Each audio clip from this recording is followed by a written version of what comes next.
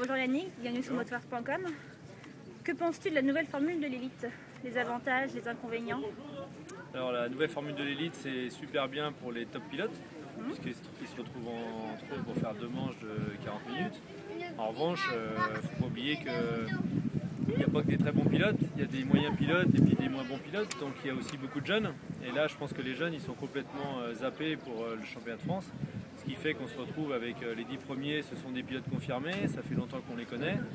Et on se retrouve avec des jeunes qui viendront de moins en moins ou qui viendront voir plus du tout parce qu'ils n'ont aucune chance de figurer dans les premiers.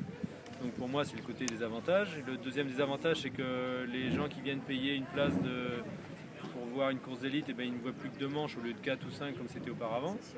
Donc il y a quand même beaucoup plus de désavantages que d'avantages vis-à-vis d'avant. Et puis surtout, malheureusement, les 4,50 de toute façon vis-à-vis d'un pilote de 50 ils seront toujours avantagés, ça on le sait depuis 20 ans, ça n'a jamais changé. Donc faire une finale 4,50, 2,50 comme c'était auparavant, c'était super bien. Donc je vois pas pourquoi ils ont changé le système. Donc voilà, je vois pas beaucoup d'avantages si ce n'est que les jeunes, on n'aura plus de champion du monde d'ici 5 ans à ce tarif-là. C'est sûr. Et donc pour toi, pour l'an prochain, qu'est-ce qui serait bien d'améliorer? Faire une manche 2,5, une manche 4,50 et faire une super finale Moi, après? très honnêtement, ils avaient un système qui fonctionnait super bien. C'était 2 manches de 50, 2 manches 4,50 et une super finale. C'est sûr. Donc je vois pas pourquoi on a changé ça. Aux États-Unis, ça fait 25 ans que c'est le même format. C'est 2 manches de 30 minutes par catégorie. Ils n'ont rien changé. Si la super finale ça dérange, ils la font pas à la limite, c'est pas un problème. Mais au moins que chacun fasse 2 manches. Et surtout les pilotes qui sortent du junior en 125, ils peuvent prendre une 2,50 ou une 125 suivant les budgets qu'ils ont et se mesurer aux meilleurs pilotes du moment dans la catégorie. Aujourd'hui, tout ça c'est terminé. Donc d'ici quelques années, comme je viens de le dire, on n'aura plus de champion. Et après, on se grattera la tête, donc il faudra mieux anticiper. C'est sûr. Et donc, sinon, je vais te demander, au sujet de Marvin, penses-tu qu'il sera remis à 100% pour l'ouverture de l'outdoor? Oui, il sera complètement remis. Là, il a eu le feu vert de son chirurgien pour pouvoir rouler la moto à nouveau. Donc fin mars, il va pouvoir recommencer la moto. Ça lui laisse 2 mois de préparation. N'importe quel pilote qui commence un championnat, il se prépare pendant 2 mois, donc il va se retrouver au même stade, sauf que lui, ça fait déjà 2 mois et demi qu'on fait du physique, donc il a récupéré une très bonne condition physique, son genou est opérationnel, sa jambe a repris toute sa force. Il n'y a aucun problème, je suis super confiant.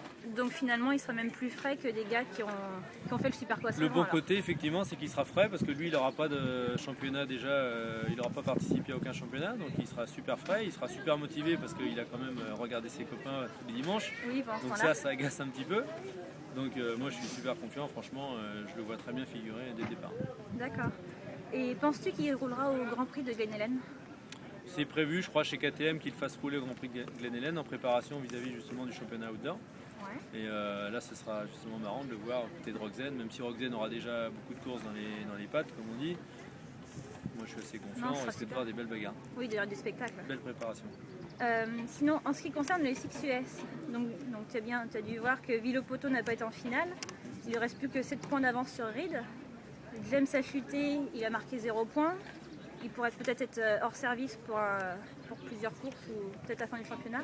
Quels sont tes pronostics pour la finale du SX? Depuis le début, Villopoto c'est le plus consistant, c'est le plus malin, j'allais dire. D'ailleurs, elle le dit souvent sur le podium. C'est pas forcément le plus rapide, mais moi aujourd'hui j'ai été malin, j'ai gagné. Ce qui est pas faux.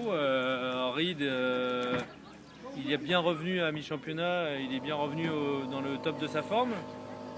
Mais il n'est pas assez consistant encore, il y a des courses où il est un petit peu moins bien, comme le week-end dernier il était un petit peu moins bien que Villopoto. Donc je pense que Villopoto devrait remporter la timbale parce que de toute façon il a quand même un petit truc en plus au niveau de la consistance. Stewart fait trop d'erreurs pour pouvoir accéder au titre. Je pense que là il s'est passé un truc chez lui, il n'arrivait pas avant, il fait beaucoup trop d'erreurs même si c'est le meilleur pilote. Canard est trop jeune, fait des erreurs, Dungey manque un poil de vitesse. Moi je vois Villopoto champion. D'accord. Bon merci Yannick. De rien. À bientôt. À bientôt, bonne journée.